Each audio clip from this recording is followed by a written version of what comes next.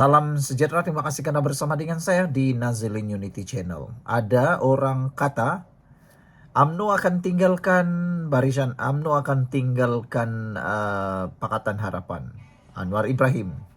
Tapi jangan kamu percaya dengan cerita fitnah itu.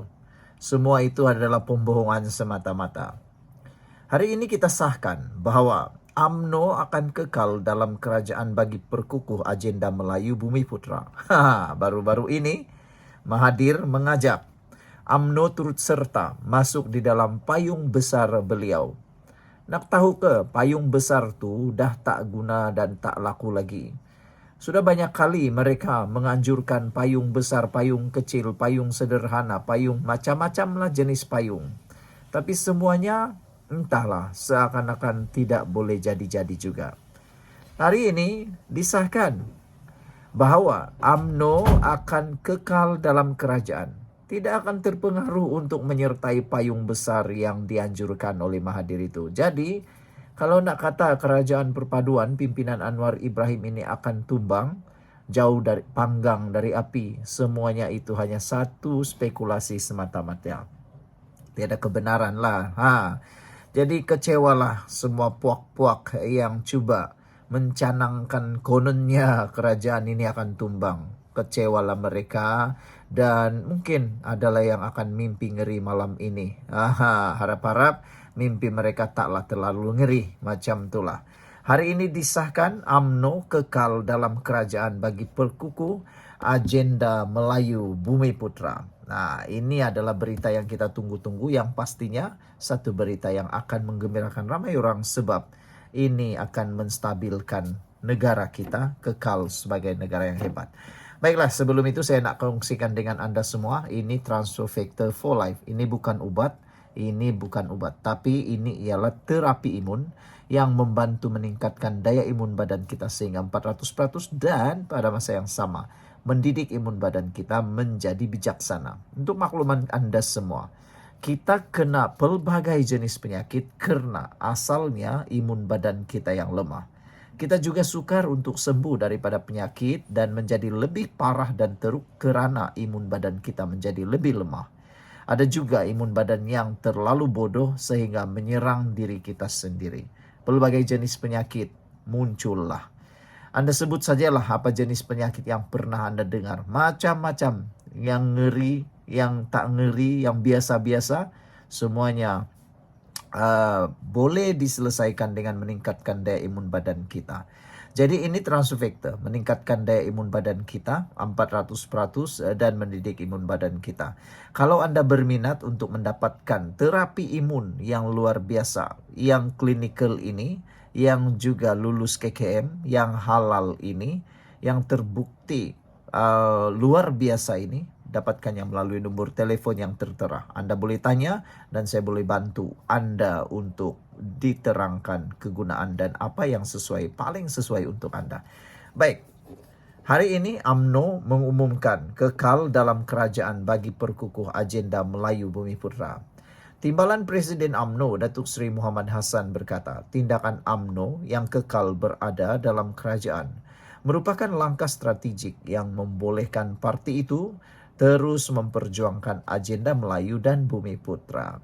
Muhammad berkata, agenda itu giat dilaksanakan kepimpinan tertinggi UMNO termasuk Presiden Datuk Seri Dr. Zahid Hamidi Hamzah yang menarajui pelaksanaan pendidikan dan latihan teknikal TVET walaupun bidang tersebut lazimnya terletak di bawah tanggung jawab Kementerian Sumber Manusia. Ramai tanya, kenapa kita tak keluar saja daripada kerajaan sekarang? Kalau kita keluar sekarang, kata beliau, dalam 2 jam sahaja akan ada parti lain ambil tempat kita. Dan kita tak mahu jadi tukang sorak di luar, lebih baik kita berada dalam kerajaan. Kita boleh buat agenda baru, kita buat agenda, ubah sesuai dengan zaman. Katanya, wah ini terbaik. Lihatlah betapa baiknya pemikiran pemimpin UMNO ini, yaitu Muhammad Hassan. Beliau bukan pemimpin yang biasa-biasa. Dari dulu sampai sekarang beliau dipuji sebagai pemimpin yang baik. Pemimpin yang jadi teladan. Sebab kepimpinan dan pemikiran beliau yang bukan emosi, tapi untuk kesejahteraan dan juga kelangsungan parti UMNO. Bukan macam pemimpin-pemimpin UMNO yang lain asik-asik nak hentam kerajaan dan temberang pula nak keluar kerajaan. Tahukah Anda seperti yang dikata oleh Muhammad Hasan ini, kalau UMNO keluar daripada kerajaan, kalau mereka keluar daripada kerajaan sekarang, apa yang jadi? Dalam tempo 2 jam saja, kata Muhammad Hasan, dalam tempo 2 jam saja akan ada parti lain ambil tempat itu. Betul, percayalah. Tak sampai 2 jam pun. Paling lama lah 2 jam. Lepas 2 jam akan ada parti lain yang ambil tempat UMNO atau Barisan Nasional di dalam kerajaan. Mereka pasti akan buat itu. Karena Muhammad Hasan tahu bahwa ramai yang mengintai untuk mengisi tempat bagi menjadi kerajaan. Nah, jadi itulah kata Muhammad Hasan, kalau mereka keluar daripada kerajaan, apa yang akan terjadi? 2 jam saja akan ada parti lain masuk dan UMNO Barisan Nasional hanya akan jadi tukang sorak dari luar. Itu aja. Tukang sorak dari luar dan apa yang dipegang berciciran, apa yang dikejar tak dapat. Lebih baiklah, kata Muhammad Hasan, berada dalam kerajaan. Mereka boleh buat agenda baharu. Kita boleh buat agenda, ubah sesuai dengan zaman, katanya. Contohnya TVET, kita ambil alih kerana ramai anak Melayu tercicir. Bukan sebab gagal peperiksaan, tetapi kerana tidak ambil peperiksaan langsung. Jadi, kita perlu cipta satu landasan baharu untuk mereka. Sebab itu, kita wujudkan dasar TVET negara, dasar tahfiz negara dan pelbagai lagi, kata beliau. Beliau yang juga ahli Parlimen Rembau berkata demikian selepas majlis perasmian serentak mesyuarat perwakilan UMNO bahagian Ceras 4 peringkat tahun 2025 di Dewan Pusat Rekreasi. Muhammad yang berkata, UMNO juga sedang giat memperkukuh parti dengan pendekatan yang lebih realistik bagi menghadapi lanskap politik semasa yang semakin kompleks dan dinamik dengan memberi fokus pada kerjasama strategik dan pemetaan kawasan yang boleh dimenangi. Kita masih dalam keadaan memperkasa parti, menguatkan badan kerana kita lemas pada tahun 2022 dan dinamika politik sekarang tidak boleh rigid lagi kerana seluruh dunia tidak ada satu parti tunggal yang boleh menubuhkan kerajaan. Carilah mana parti sekalipun, carilah mana negara pun, kata beliau, tak ada lagi dah zaman satu era atau era satu parti dapat menubuhkan kerajaan secara sendiri. Ia dah tamat, kata beliau lagi. Maka apa cara kita? Itu sebabnya kita sekarang sedang meneliti kawasan mana yang boleh kita jadikan sebagai kawasan yang boleh menang. Walaupun betul kita ada 192 bahagian, tetapi kita mesti menggunakan politik yang realistik. Jangan politik idealisme kerana ia akan menghayalkan kita, akan menghanyutkan kita, katanya lagi. Beliau turut menzahirkan rasa bangga dengan keadaan dalaman UMNO yang menurutnya kekal harmoni dan juga stabil. Jadi saudara-saudara sekalian, ini satu perkara yang amat menarik perhatian kita dan tahniah untuk kepimpinan UMNO. Kita jumpa lagi. Bye-bye. Salam sejahtera. Terima kasih karena bersama dengan saya di Nazilin Unity Channel. Wah, ini satu keputusan yang kita tunggu-tunggu. Baru-baru ini Muhyiddin mengatakan bahwa perlu ada RCI untuk kes Yusuf Rauda. Netizen juga mencadangkan ada RCI untuk menantu Muhyiddin. Karena tak balik-balik lagi kan. Muhyiddin ada di Malaysia tapi menantunya entah ke mana. Jadi mereka mencadangkan selain daripada cadangan Muhyiddin untuk dibuat RCI terhadap Yusuf Rauda, apa kata netizen, buat juga RCI untuk Parti Bersatu untuk kes yang sedang disiasat di mahkamah. Juga buat juga RCI untuk di mana menantu Muhyiddin berada sekarang, kata mereka. Bagaimana dia boleh terlepas dan yang paling pelik sekali, kalau dia tak bersalah kenapa melarikan diri? Kalau dia betul, pasti dia tidak akan lari. Itu RCI yang dituntut oleh netizen terhadap Muhyiddin. Tapi adalah tuntutan mereka nih. Nak konon supaya ditubuhkan RCI untuk menyiasat kes Yusuf Rauda. Tapi pakar perlembagaan pula menyatakan perbezaan pendapat. Kata pakar perlembagaan, kes Yusuf Raude tiada keperluan untuk tubuh RCI. Jadi, kalau dah pakar perlembagaan yang kata, nak kata apa lagi? Takkan nak ikut pula kepala-kepala ahli-ahli politik nih yang seringkali berubah-ubah. Berubah macam cicak ubin lah. Sekejap warna hijau, sekejap lagi warna hitam. Begitulah ahli politik nih. Sekejap berkawan, sekejap pula bermusuh. Jadi pakar perlembagaan kata, Kes Yusuf Raude, tiada keperluan tubuh RCI. Itu pakar perlembagaan kata. Tapi sebelum itu saya nak kongsi dengan Anda semua satu produk yang dipanggil Transfactor for Life. Transfactor for Life ini bukan obat. Ini ialah terapi imun yang meningkatkan daya imun badan kita sehingga 400% dan memberikan imun badan kita menjadi bijaksana. Kita kena penyakit karena imun badan kita yang lemah. Kita juga tak dapat sembuh daripada penyakit karena imun badan kita yang lemah. Kita juga kena penyakit karena imun badan kita yang bodoh.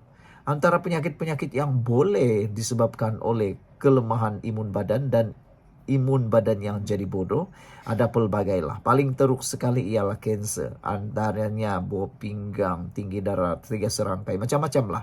Tapi saya tak nak sebut sangat lah, nanti mengerikan pula kan. Tapi yang saya nak highlight ialah kita juga akan sembuh daripada penyakit, dapat mengawal penyakit dengan peningkatan daya imun badan kita. Jadi produk Transfactor for Life ini bukan obat, tapi ianya terapi imun yang membantu meningkatkan imun badan kita sehingga 400% lalu menguatkan kita. Imun badan kita menentang penyakit daripada dalam badan kita untuk kita jadi kuat dan sembuh semula. Jadi cepat ambil, jangan tangguh-tangguh. Kalau Anda tangguh, waktu tak pernah menunggu Anda. Bila sudah waktunya, sudah terlambat, baru kita terengadah. Coba dapatkannya melalui nombor yang tertera. Baiklah, kita nak ulas sekarang kes Yusuf Raude. Perlukah RCI?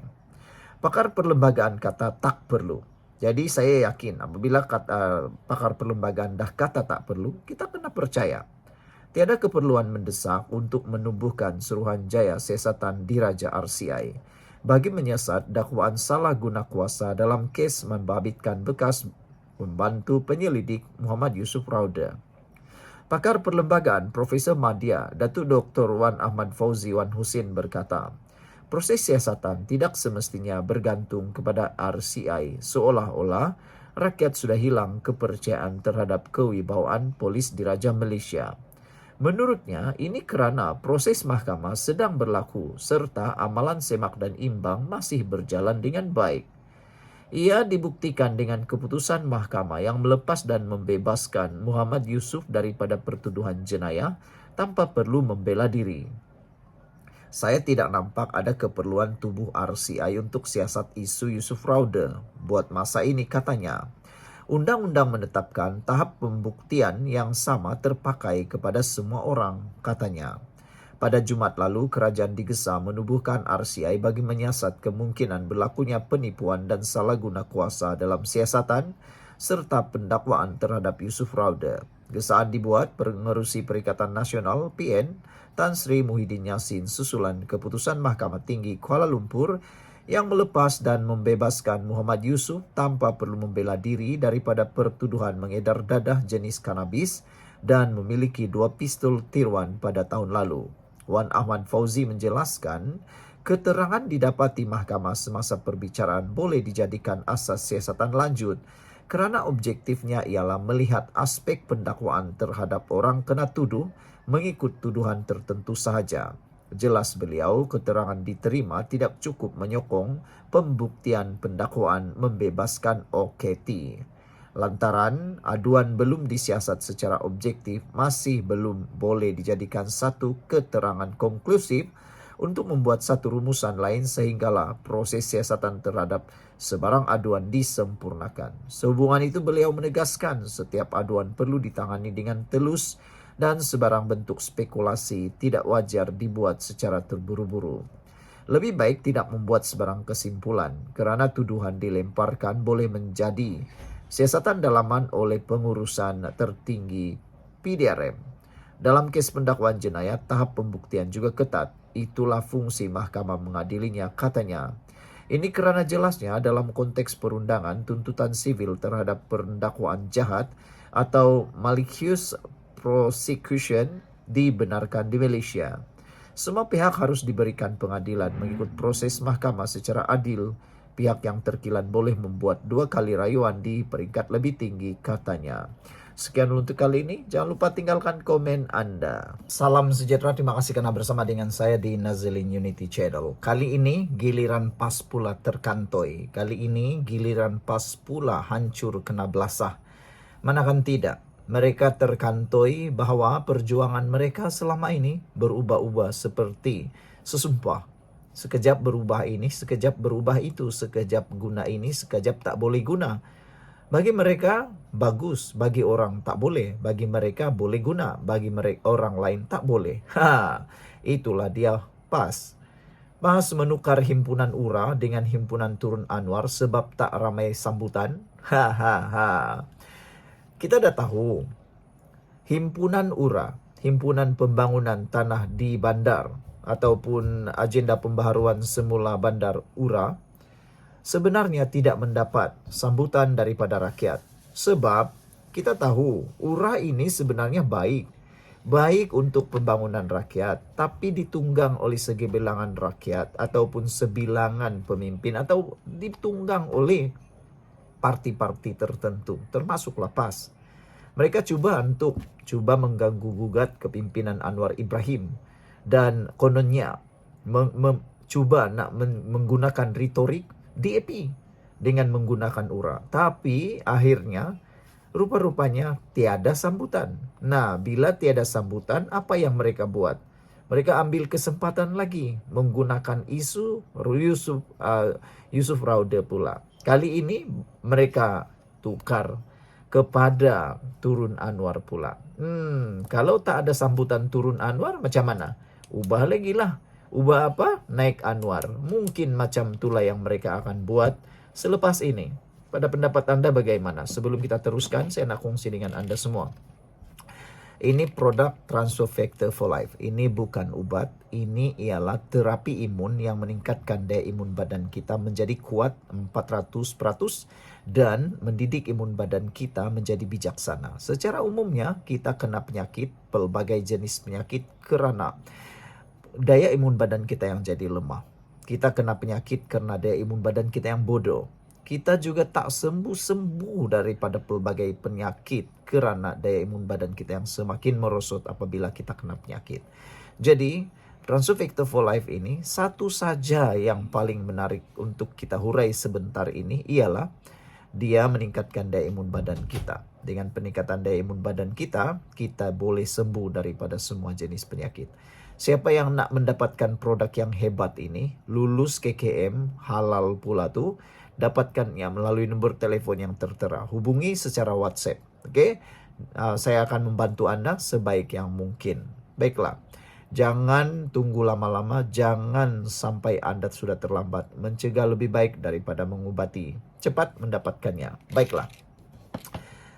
PAS menukar. Tindakan PAS, pemuda PAS mengubah fokus himpunan daripada membantah agenda pembaharuan semula bandar URA kepada seruan Turun Anwar menimbulkan tanda tanya.